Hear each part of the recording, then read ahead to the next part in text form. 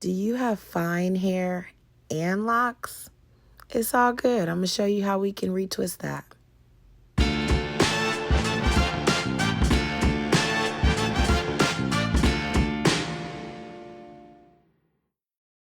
Okay, so we're working on locks with fine hair, okay? It's no problem when you have fine hair. You just have to be gentle. We're only going to use a little bit of amount of hair product though. We're going to be very gentle. We're going to separate those hairs. We're not going to pull the hairs. We're not going to comb the new growth of these locks roughly.